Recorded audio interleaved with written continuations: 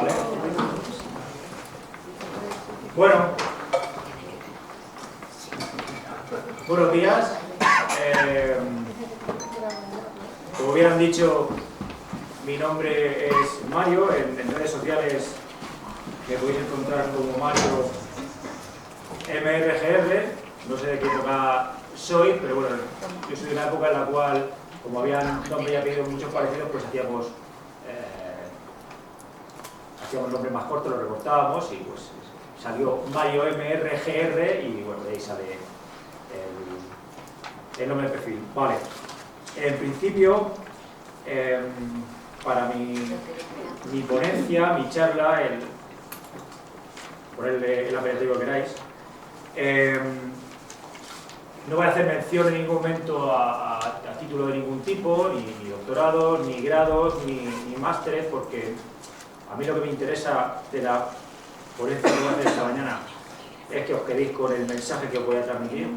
No quiero reflejar en vosotros una perspectiva que quizás no es la que quiero hacer en base a mi titulación, sino en base a lo que os digo. En principio, si no resuena nada lo que os digo en vosotros mismos, de que valen todos los títulos que os pueda decir. Por eso, en el contexto en el cual nos encontramos y en lo que yo les voy a contar, prefiero decirles que no soy nadie, más allá que un padre, muchos de los que hay aquí, incluido también a la madre, que en un momento de su vida se topó con una circunstancia, con un problema a causa del paradigma del trato institucional que sufrimos los gobernados, y que tuvo que tomar una serie de decisiones, ¿vale? El ejemplo que aquí voy a ponerles hoy es un ejemplo que pueden tomar para cualquier otro tipo de situación, ¿vale? Yo la encaminé hacia uno, está dando sus resultados, es un proceso lento, pero es un proceso en el cual hay que ser constante y no hay que cansarse en el camino, porque cuando nos enfrentamos a algo tan grande como es la administración, pues hay que tener mucha paciencia y mucha calma. Una pregunta que quiero hacerles, ¿hay algún maestro aquí en la sala? ¿De la pública? Vale. ¿Alguno de los dos tiene problemas en su centro por la climatización? Vale. Bueno, van a ser objetivo de alguna pregunta que les vaya a hacer durante la mañana. Bueno, la causa del problema que yo les voy a plantear viene en principio por el problema de la climatización en las aulas, en los centros de enseñanza. Es un problema que podemos encontrar en muchas regiones de España, no es algo puntual o específico de un determinado centro, y al final a quien atañe o a quien afecta, mejor dicho, es a los niños, que realmente son a quienes nos debemos y a quienes tenemos que proteger, tanto como padres como adultos. ¿Por qué? Porque afecta a su bienestar, afecta a su salud y afecta a su higiene. ¿Por qué estoy aquí hoy? Bueno, aparte de porque me han invitado a participar, yo quiero aprovechar también este momento para dar las gracias a dos seres humanos que a mí me han marcado durante estos últimos años. Son granadinos ambos, y gracias a ellos realmente es por lo que estoy aquí, porque esas dos personas me han permitido conocer y crear unos vínculos con muchas de las personas que estáis aquí, y vínculos nuevos que voy a crear con muchas también de las que estáis aquí, que anteriormente no nos conocíamos. Ellos son, por un lado, es Jesús Candel. Bueno, había preparado una presentación, pero no la puedo enseñar en las fotos y demás. No sé si todos conocen a Jesús Candel. Jesús Candel es fue, mejor dicho, un médico de familia granadino que demostró realmente cómo un individuo solo puede movilizar a muchas personas cuando hay un abuso de poder. Bueno, como he dicho, fue un médico de familia y fue fundador de la Asociación Justicia por la Sanidad. Y por otro lado, Antonio García Trevijano, natural de Alhama de Granada, donde nos encontramos ahora mismo. Jesús Candel es el que me dio pie a conocer a Antonio García Trevijano, Bueno, fue un jurista, abogado, hombre de acción política, crítico de arte y el fundador del movimiento hacia la República Constitucional. Para mí, uno de los pensadores más brillantes dentro de la política en España, desconocido, un gran desconocido, por desgracia para gran parte de la población, y lo que hicieron ambos en mí fue ayudarme a espabilar, ¿vale? En mi tierra se dice espabilar, a entender cómo funcionaba el sistema político en España, cómo funciona el régimen del 78, y como he dicho, si no fuera por ellos, pues no estaría aquí. La charla la voy a partir en 3 partes. No se asusten con lo que les voy a decir, ¿vale? Una parte es, porque todo tiene un hilo conductor, ¿vale? O sea, al final se llega a la toma de decisiones de la acción por algo, ¿vale? Hay algo que mueve esa última parte. Lo primero es que cómo el Estado ha ido asumiendo competencias que eran nuestras y cómo nosotros se las hemos entregado voluntariamente. Voy a hablarles también de la teoría de oportunidad delictiva, ¿han escuchado bien? Teoría de la oportunidad delictiva, pero que es una teoría que se puede adaptar a múltiples facetas de la vida. Luego la veremos. Y por último les hablaré de la iniciativa, yo la denominé las aulas no son saunas, ¿vale? Pero como les he dicho, al final es la acción que yo acometí, pero que puede ser utilizada en una planta de biogás o en cualquier otro problema que puedan tener en el municipio. Y poco más. También de comentarles que durante la exposición es posible que no estén de acuerdo con muchas de las cosas que yo pueda decir. No se preocupen por eso, porque al final lo que es la diversidad de pensamiento, la pluralidad de perspectivas, la existencia de puntos de vista diferentes, todo eso, la confrontación de las mismas, lo que al final lo que hace es que nos permitan evolucionar como seres humanos. Si todo el mundo pensara igual y todo el mundo viviera igual y todo el mundo fuera exactamente igual, pues la sociedad no avanzaría, y hemos avanzado gracias al conflicto. Vale. Empezando por la primera parte, ¿tenemos micrófono? Bueno, si no... No pasa nada, no pasa nada. Sí, yo creo que se oye bien, sin micrófono yo creo que se oye bien, ¿no? Vale. Yo, en primer lugar, quería lanzarles una pregunta, si hay alguien que me quiera contestar, y si no, pues yo voy asignando y ya estoy no tengo que contestar. Para ustedes, ¿piensan que es el Estado el que nos ha arrebatado responsabilidades que nos eran dadas, o sea, que eran nuestras? ¿Somos nosotros las que se las hemos entregado voluntariamente? ¿Qué opinan al respecto? ¿Alguien que quiera hablar? Se las hemos entregado todas se las hemos entregado. ¿Que nos han mentido? No, pero uno. Por miedo o por ciertas personas que quieren coger el puesto, porque quieren implantarse bien en su cargo. Yo soy de pueblo y llevo tiempo aquí y me he dado cuenta de cómo funciona a nivel de pueblo el sistema. Está todo desde la cúspide hasta la sociedad. No. Ya está, es lo que quería contar. O sea, ¿usted piensa que como que nosotros se la hemos entregado? Debido porque no hay separación de poderes, ni representación. Entonces eso no se le comunica al pueblo, y menos un partido político o uno que esté bien instalado en su puesto, no le interesa eso. Entonces, la libertad, pues, hay que hacérselas a dar a las personas. ¿Cuál es el fundamento de la libertad? ¿En qué consiste? ¿De qué se trata? Muy bien. Antes de seguir, ¿hay algún político aquí en el...? Yo, desde luego, no. ¿Hay alguien que represente a este ayuntamiento, algún partido político o algo aquí presente? Vale. No creo que haya ninguno. Vale, perfecto. ¿Alguien más que quiere comentar alguna cosa al respecto? En 1936, un general dio un golpe de Estado donde nos quitó la libertad. Después la transición nos engañaron y el pueblo no puso resistencia ante el engaño. Y a partir de ahí, pues ya viene todo dado, todo suelto por gracia. Muy bien. ¿Alguien quiere comentar alguna cosa más? Venga, Javi, anímate. Dime alguna cosilla. ¿Qué quieres que te comente, no? A ver, si al final yo creo que la mayoría de los que estamos aquí sabemos que lo que estamos viendo es una gran mentira. La transición no fue...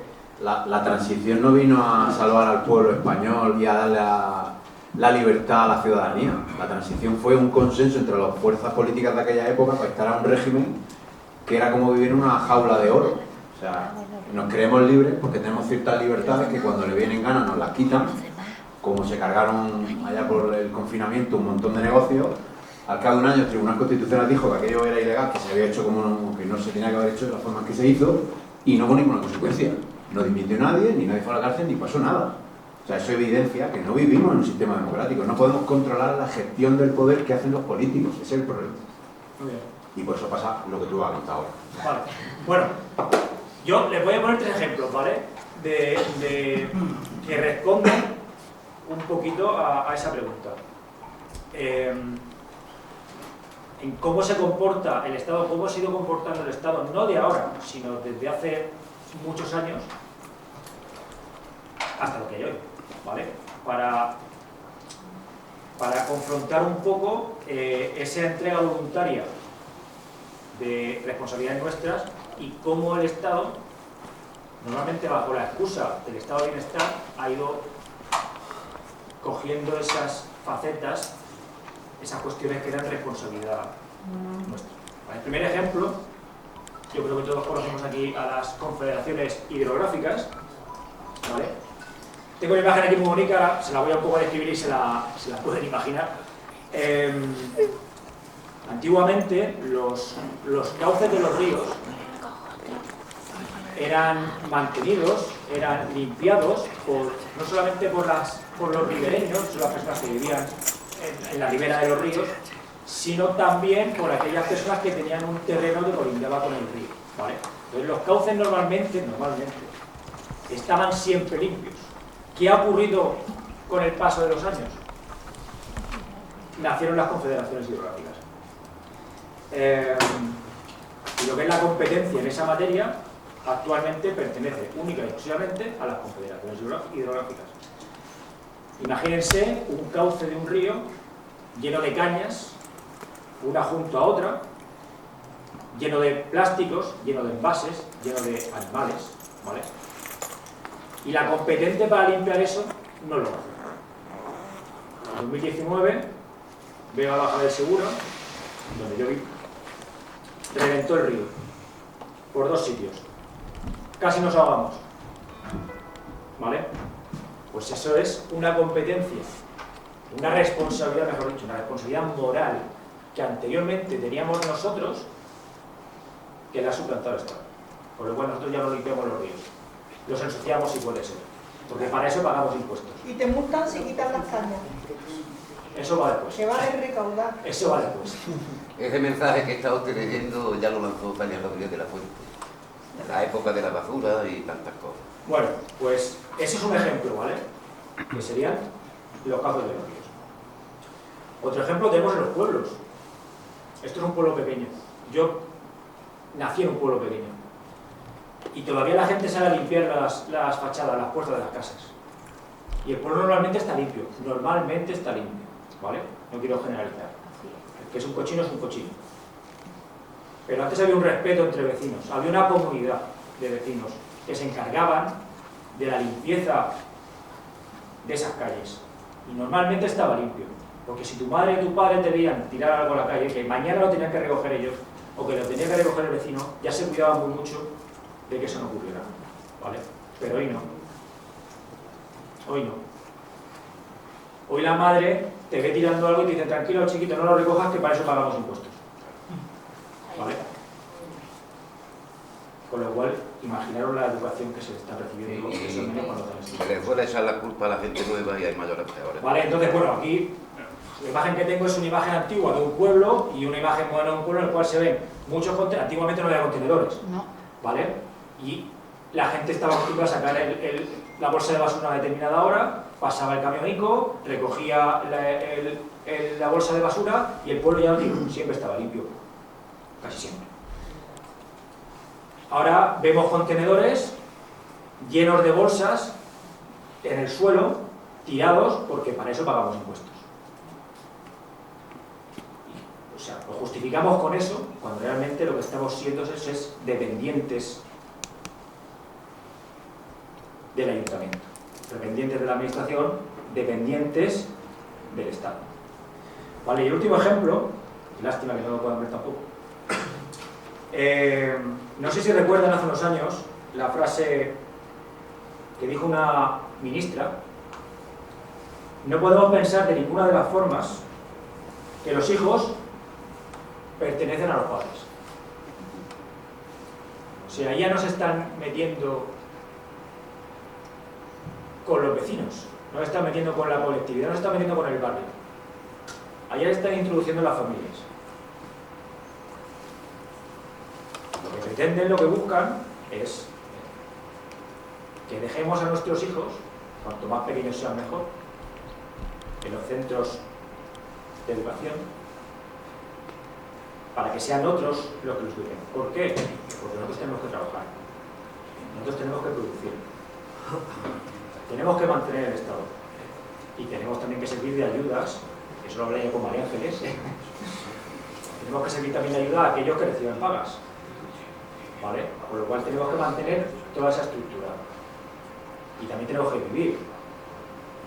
Por lo cual, con los hijos hoy en día nos pueden estorbar un poco. ¿Quién se ocupa de ellos? El Estado. ¿Quién los educa? El Estado. ¿Quién otorga valores a los niños?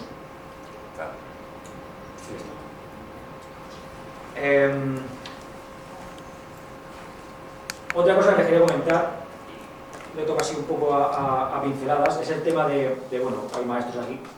Antiguamente, las escuelas eran centros de enseñanza, y va un poco en el hilo de lo que les estaba diciendo, eran centros de enseñanza, ¿vale? Donde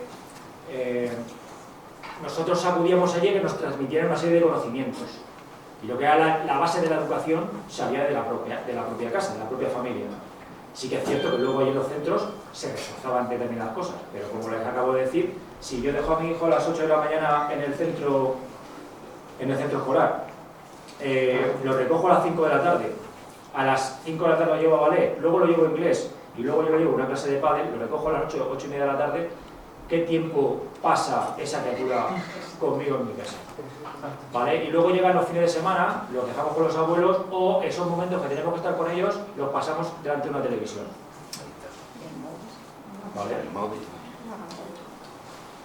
Entonces, hay que diferenciar lo que es entre enseñar, que es lo que les acabo de decir, y educar, porque al final educar es, aparte de la enseñanza, formar caracteres, inculcar valores, guiar hacia la autonomía y promover el desarrollo integral del individuo. Esas cosas no las están encontrando en el seno familiar hoy en día, en general. Hay casos que sí. Digamos que educar sería, o incluye el para qué y el por qué de lo que es la enseñanza. Hay un filósofo, no recuerdo ahora mismo el nombre, que lo que viene a decir es que el Estado no te da la educación que necesitas, sino que te da la que necesitas que tengas.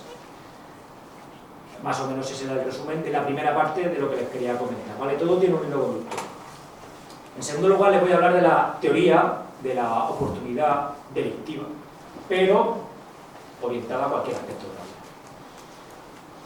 Esa teoría precisa de 3 elementos que se tienen que cumplir para que yo pueda hacerme con un objeto que deseo, ¿vale? El primero es el objeto, la víctima.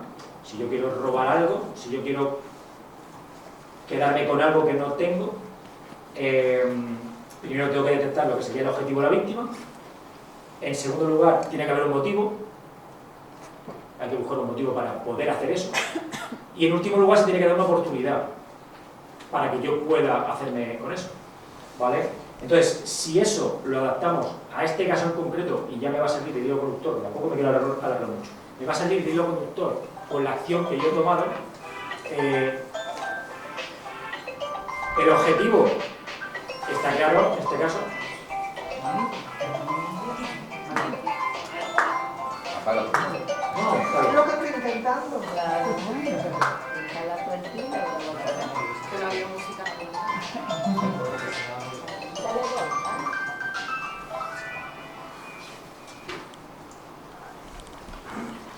Vale, el objetivo sería el Estado, sus instituciones. Cuando hablo del Estado y sus instituciones son de todo aquel sistema de personas que realmente no están representando al pueblo, sino que representan los intereses de un determinado partido político. ¿Vale? Ahí ya tendríamos marcado lo que es el objetivo. La motivación, ¿por qué hice yo esta acción? ¿Por qué la llevé a cabo? Bueno, aparte de porque el amor que uno puede sentir hacia sus hijos, creo que es lo más grande que puede haber.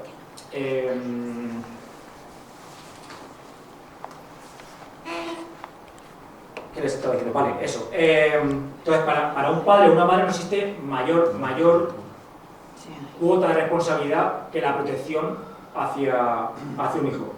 Entonces, por eso decidí llevar esta acción hacia adelante. ¿Por qué? Porque yo también pensaba que llevándola a cabo, sin un centro en el cual hay matriculados 1.400 niños, una parte importante de sus padres iban a asimilar, iban a entender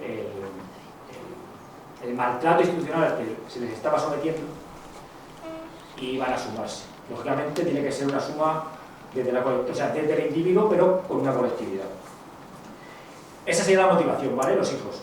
Y en último lugar, la oportunidad. La oportunidad está clara. Surge de un problema generalizado en casi toda España, quitando alguna región concreta, en el cual se dan en determinadas épocas del año unas temperaturas muy altas, ¿vale? Ustedes imagínense que vienen aquí a este ayuntamiento, van a cualquier otra administración, en verano como están de puta madre. No pasan ni frío en invierno, ni calor en verano. Para mí eso se llama maltrato institucional y nos someten desde bien pequeños para que se vea dónde estamos cada uno, dónde estamos los gobernados y dónde se encuentran los gobernantes. Entonces, con la confluencia de esos tres elementos es de donde nace la iniciativa que yo llevé a cabo y estoy llevando a cabo todavía desde mayo, abril del año 2025. Y bueno, por contarles un poco la historia, en mi casa intentamos formar un equipo familiar, ¿vale? Intentamos que no vaya cada uno por su lado, y entonces durante los años 2023, 2024, observamos cómo nuestra hija venía a casa con dolor de cabeza, con malestar general, con náuseas, todo eso producto de golpes de calor. Nos pusimos a investigar un poco qué es lo que se había hecho al respecto, ¿vale? Y sí, se habían hecho manifestaciones, se habían hecho sentadas, se habían hecho cortes de calle, se habían hecho colocación de pancartas, recogida de firmas, o sea, se había hecho infinidad de cosas. Entonces seguimos un poco el proceso de varios colegios y nos dimos cuenta que con el paso del tiempo todo estaba igual. No había mejorado absolutamente nada. Entonces llegamos a la conclusión, también porque yo tengo un poco de experiencia en el tema jurídico, judicial, el tema contencioso administrativo, nos dimos cuenta que la única vía que faltaba por explorar era esa, que nadie la había hecho. No solamente otros padres, sino docentes tampoco la habían explorado, por lo menos hasta donde yo pude indagar. Y en esa nos metimos. El primer paso que dimos fue un error, pero fue un acierto, ¿vale? Porque a la hora de comunicarse con la administración, hoy en día lo tenemos muy fácil. Certificados electrónicos, no hace falta ir personalmente a los ayuntamientos. O sea, a través de certificados digitales, a través de DNIs electrónicos, a partir de ese tipo de medios, podemos presentar quejas o reclamaciones en los ayuntamientos, ante la administración, consejería. No hace falta desplazarse personalmente. Bien, yo redacté más que una queja, en una reclamación, lo que redacté en un primer momento, ahora se explico la diferencia. Es bueno tener un abogado a su lado, ¿vale? Porque aunque nos guste un poco el tema del derecho y demás, siempre es bueno que haya un abogado que te revise un poco y te dé alguna idea, pues cómo puedes orientar el asunto y demás. Nosotros, gracias a Dios, tenemos a Adri, que me asesoró un poquito en esta materia, pues cambia esto, añade esto y tal. Entonces, presenté una queja que yo pensaba que era una reclamación. ¿Qué pasa? ¿Cuál es la diferencia entre reclamación y queja? La queja es un trámite que tiene unos plazos mucho más cortos que la reclamación para que nos puedan contestar. No da pie a que podamos presentar recursos, pero normalmente nos responden y nos dan mucha información, ¿vale? Entonces, presenté una queja pensando que era una reclamación. Un error que fue un acierto. Y al mes me contestaron, me dijeron muchas cosas, me dieron mucha información, como que el centro, pues, aprobaron en 2024 una autorización para poner ventiladores en todas las aulas y no había ninguno instalado. Ni uno. Había 4 o 5 aparatos de aire acondicionado y solamente un ventilador. Que esa información normalmente, si no es por esa vía, no lo tenemos. Nos dijeron también que antes de esa queja formal no habían recibido ninguna queja formal anteriormente, ni por parte del ayuntamiento, ni por parte de AMPA, ni por parte de ninguna otra asociación. Y bueno, nos dieron una serie de soluciones, unas a corto plazo, que realmente no tienen ningún tipo de utilidad, y unas a largo plazo, que cuando digo a largo plazo, plazo muy largo. Pero bueno, ya tenemos algo de información. Vale, con eso ya pudimos acudir al ayuntamiento a solicitar más información. Los administrativos normalmente alargan mucho los plazos para dar respuesta a los escritos que hacemos, pero bueno, ya les he dicho que hay que tener mucha paciencia. Funcionar como un indignado en este caso no vale absolutamente para nada, porque a las 2 semanas no vamos a la mesa. Esto hay que ser constante y tener mucha calma. Pero poco a poco se van consiguiendo cosas. Vale, para no alargarme mucho más y dejar tiempo para que si me quiera alguien preguntar algo, quiera comentar alguna cosa, después de pasar por el síndic de Greuges, es el defensor del pueblo en la Comunidad Valenciana, pasar por Consejo de Transparencia y demás, he obtenido unos documentos formales, no de boquilla, por los cuales ya me dan pie a hacer nuevas acciones. El primer documento es una firma de un informe en el cual el ayuntamiento alcanza un acuerdo con la consejería para llevar a cabo unas competencias impropias, porque los centros de, no lo he dicho, los centros de primaria y secundaria, las competencias varían. En los de primaria sí que pueden entrar los ayuntamientos, pero los de secundaria no pueden meter mano.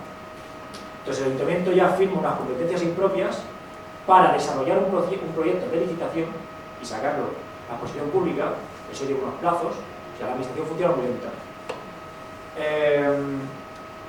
Y en segundo lugar, una orden de la consejería al centro en concreto para que tome medidas a partir de ya y ponga pingüinos, que es, bueno, es un apaño, pero funciona, para que ponga pingüinos en todas las aulas. A partir de ya, para que en septiembre, cuando inicie el curso, ya haya pues un mínimo de bienestar para los chavales. Aparte de eso, claro, aparte de presentar instancias y demás, como les he comentado, hay que ir al ayuntamiento, hay que ir a los plenos municipales, hay que ir al centro a hablar con el director, hay que moverse un poquillo, ¿vale? ¿Qué me he encontrado, para finalizar? ¿Qué me he encontrado yo en este camino que emprendió mi familia en abril, mayo, como os he dicho, de 2025? Bueno, nos hemos encontrado miedo. Hablo con el resto de padres. Miedo. Miedo a que puedan señalar a sus hijos en el centro. No lo señalan, yo lo aviso. No lo señalan. A las mías no las han señalado. Y que se cuiden mucho de señalarlas. La cobardía. La cobardía sí que es una lección moral. O sea, es saber que lo que está bien o lo que está mal, pero no hacer nada. Pasividad. Y por último, indiferencia. Indiferencia, como a mí no me afecta, porque al final es algo que afecta a todos. Estamos hablando de los niños. O sea, no estamos hablando de un adulto que más o menos puede defenderse. Estamos hablando, en este caso, de uno de los colectivos más vulnerables que puede haber. Entonces ya no es solamente la implicación de los padres, también la implicación de los vecinos, la implicación del profesorado, la implicación de aquellos que dicen representar al pueblo, que no lo hacen. ¿Por qué hay que cambiar eso que yo me he encontrado durante este año? Pues hay que cambiarlo por responsabilidad, hay que cambiarlo por compromiso, hay que cambiarlo por honor y hay que cambiarlo por solidaridad. Solamente si empezamos a aplicar esos valores día a día, empezamos a trabajarlos, ya no con nosotros, sino con los que están desde abajo, podremos producir cambios. Si no es así, todo lo que el resto de ponentes durante el día vayan a contar va a ser bastante complicado. Y nada, por último, todo esto que les he ido contando, tengo un canal muy pequeñito en YouTube, ¿vale?, en el cual explico los pasos que yo he ido dando para que cualquiera pueda hacerlo también. Y creo que poco más. Si me vuelve alguna cosa más, si tienen que hacerme alguna pregunta, yo se la voy haciendo. Bueno, con el tema del profesorado, ellos también lo tienen muy fácil, el tema del profesor. Porque el profesor no tiene que pasar, como en el caso mío, que es de padre, por un contencioso administrativo. El profesor, una vez que presente la queja ante la inspección de trabajo, y la inspección de trabajo bien no hace nada, o el colegio no asume lo que tiene, la competencia que tiene que asumir y toma medidas, directamente se van a ir al juzgado de lo social. No requiere tampoco tanto trámite como el contencioso, es mucho más rápido y funcionan bien. Son bastante pro-social. El contencioso tira un poquillo más para la administración, a no ser que tenga las cosas muy bien hiladas. Entonces es un camino que tenéis que... Es que en Murcia creo que, corrígeme tú, me parece que se ha firmado un acuerdo que para el 2030 deberían estar todas las aulas climatizadas. Pero en Andalucía, 30, a ver, en Andalucía y en Extremadura se aprobaron normas para que eso no ocurriese, pero no están llevando a cabo. Si aquellos que aprueban las normas para contentar al ciudadano, al gobernado, luego no las cumplen, en Extremadura pasa eso y en Andalucía pasa eso. ¿Vale? Ahí radica el problema. Que si tú incumples una norma, si tú te saltas un stop allá abajo, ¿sabes? Pero si ellos se saltan una norma que afecta a un colectivo vulnerable, que son los niños, no pasa nada. Ahí radica el problema. Entonces tenemos que hacer otro tipo de cosas para forzar a la administración a que mueva el culo. Simplemente eso. Un político, cuando ve que esta sala está llena de ciudadanos, se acojona. Claro. Se acojona, porque no tienen costumbre. Aparte, ya van modificando el horario de los plenos para que esto esté vacío. Exactamente. ¿Vale?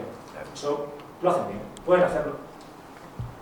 Entonces, pues los que tenemos un poquito de interés, intentamos ir. ¿Qué pasa? Que de 1.400 niños que hay inscritos en el instituto de mis hijas, son 2.800 padres, al último pleno fuimos 5. Pero ahí estamos. Ahí estamos. O sea, sí, causa un poco de frustración, pero hay que ver siempre el vaso medio lleno. O sea, hay que ir y hay que estar, porque eso puede impregnar un poco al resto de la sociedad. Al ver esa preocupación puede impregnar al resto de la sociedad. Hay que darle una vuelta de tuerca también a la gente, un pellizquito de vez en cuando. Algo les moverá. Es lo que estamos hablando en el almuerzo, no me acuerdo con quién estábamos hablando, pero bueno, estamos hablando un poquito de eso. Que tiene que suceder algo para que la gente realmente levante el culo. Yo, mi idea principal era, hostia, es que afecta a los niños. Es que para mí no hay nada más grande. Para mí. Pero entramos dentro de lo que he comentado del miedo, la cobardía, la pasividad. Es que me ha venido lo que iba a decir. Sí, ahora... Vale. Nada, yo termino ya, ¿vale? Por lo que iba diciendo, yo tengo un canal muy pequeñito en YouTube en el cual voy contando los pasos que he ido dando, o si cualquier otro padre está en esta situación para que pueda hacer lo mismo o similar, ¿vale? Para que siga un poco de guía, es bastante práctico lo que estoy haciendo. Y luego, por último, decirles que la sociedad se puede dividir de muchas formas y una de ellas se basa en la acción o inacción que forman parte de las personas que forman parte de la colectividad. Cómo interactúan y contribuyen o no a la sociedad. Entonces, esos tres grupos de personas serían los críticos, son los que hablan mucho, los que se sientan en la barra del bar o les van a la puerta del colegio y critican, sin más. Todo ayuda. Critican. Solo critican. Ayuda. Luego están los habladores, similares a los críticos, que dicen que van a hacer, Y no hacen nada. pero luego no hacen nada. También ayuda. Y luego tenemos a los hacedores, que es donde yo me encuentro, ¿vale? Porque los hacedores sí que son los que hacen cosas. Y realmente, esos son el motor del cambio. Muchas gracias.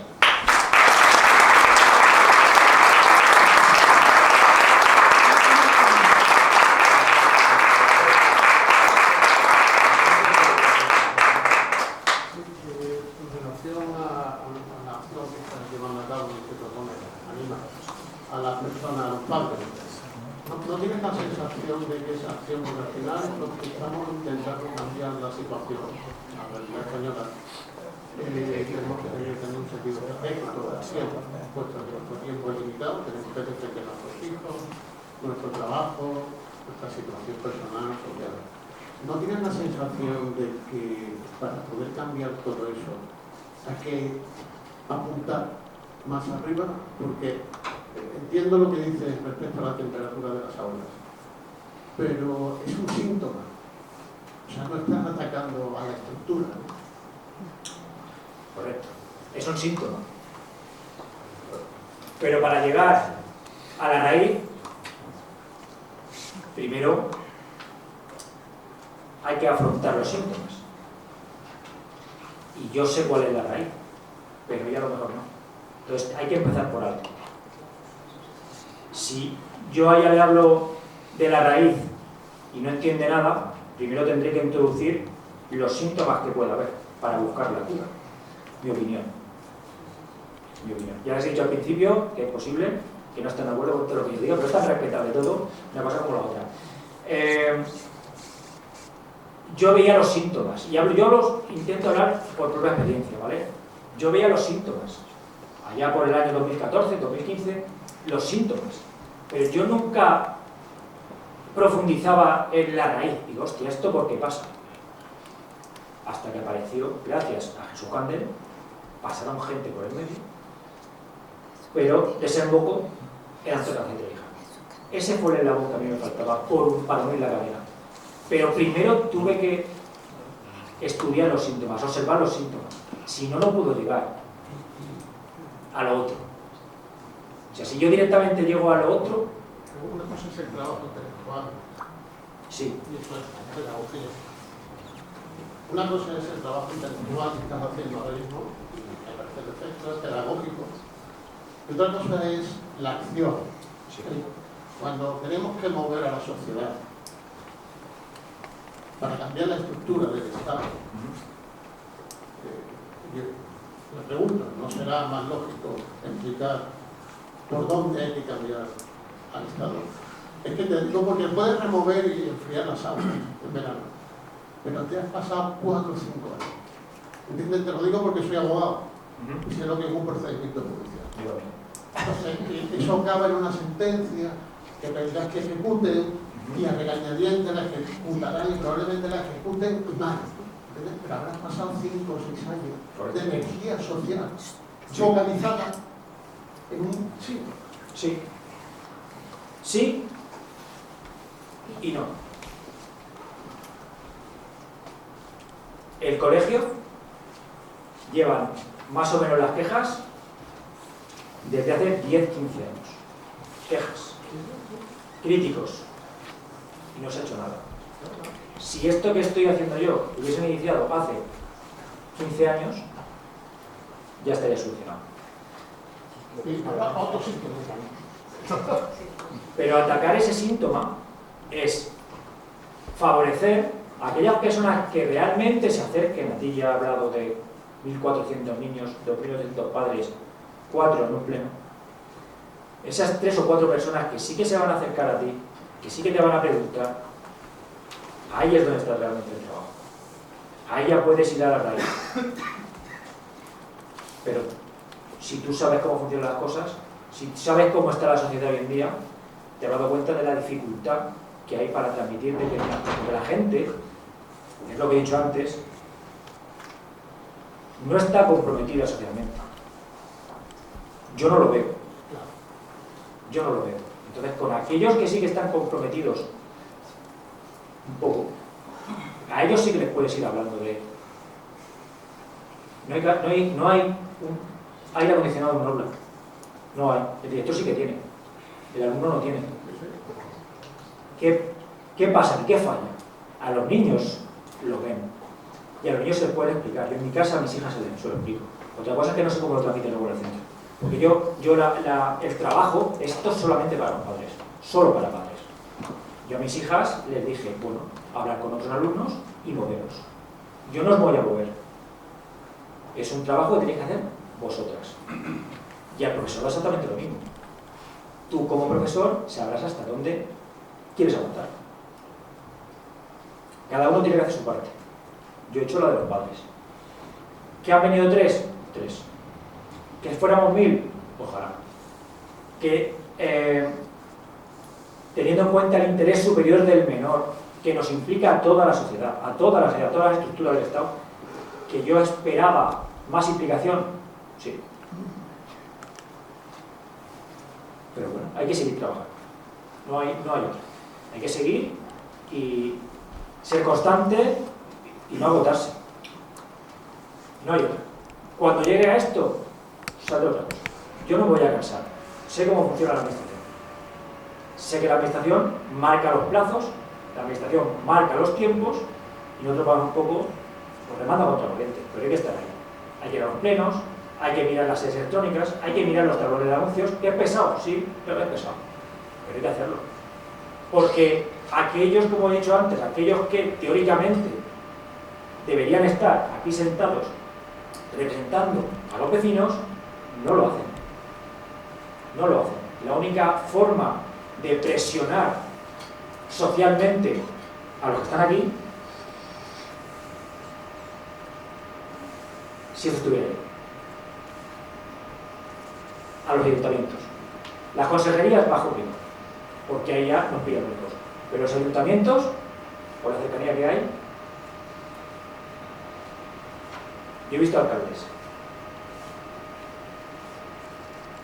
bajar sus pantalones porque no se atreven a tener un pueblo contra. Eso ya, en cada municipio, y depende de quién esté, pues actúa de una forma por actuar. Pero a ninguno le interesa. Ellos quieren mantener el poder. Ellos lo quieren mantener.